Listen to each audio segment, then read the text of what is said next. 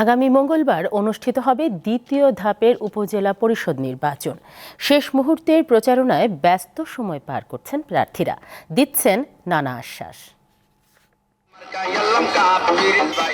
ব্রাহ্মণবাড়িয়ার কসবা ও আখাউড়ায় উপজেলা পরিষদ নির্বাচনে প্রচার প্রচারণায় ব্যস্ত সময় পার করছেন প্রার্থীরা। কসবা উপজেলায় চেয়ারম্যান পদে প্রতিদ্বন্দ্বিতা করছেন ৩ জন প্রার্থী। নির্বাচনী মাঠে আলোচনায় আছেন বর্তমান উপজেলা চেয়ারম্যান রাশেদুল কাউসার ভূঁইয়া জীবন ও আইনমন্ত্রী আনিসুল হকের আত্মীয় কসবা আওয়ামী লীগের সহসভাপতি সাইদুর রহমান স্বপন। কসবার জনগণ স্বতঃস্ফূর্তভাবে একটা গণজাগরণ সৃষ্টি করেছে আমার প্রতি। আমার মনে হয় না যে কেউর বাধা বিঘ্ন এগুলা আমার কোনো ক্ষতি করতে পারবে। আমরা যেন লেভেল ফিল্ড মাঠ পাই এবং সুষ্ঠু নির্বাচনের পক্ষে জনগণ যাকে ভোট দেয় সেই নির্বাচিত হবে, এটাই আমার কামনা। সকাল থেকে গভীর রাত পর্যন্ত প্রচারণায় ব্যস্ত সময় পার করছেন বাগেরহাটের চিতলমারী উপজেলা নির্বাচনের প্রার্থীরা।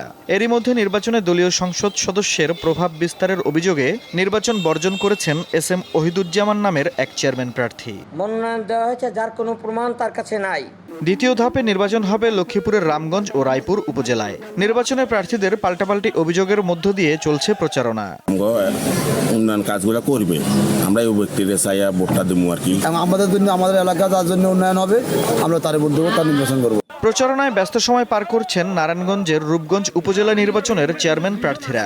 ২৫০০ উপজেলা নির্বাচনে চেয়ারম্যান পদে ৩ জন ও সোনারগাঁ উপজেলা নির্বাচনে চেয়ারম্যান পদে 4 জন সহ মোট 10 জন প্রার্থী আছেন নির্বাচনের মাঠে। এই উন্নয়নের ধারাকে অব্যাহত রাখার জন্যই আমাকে ২৫০০বাসী তারুণ্যের প্রতীক হিসাবে আমাকে ঘোড়ামার্কে ভোট দেবে।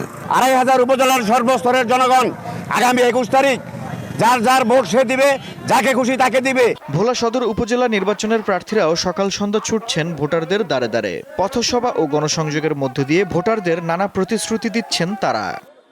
সাংগঠনিক সম্পাদক আফরিদ হাসান, দীপ্ত বার্তা কক্ষ।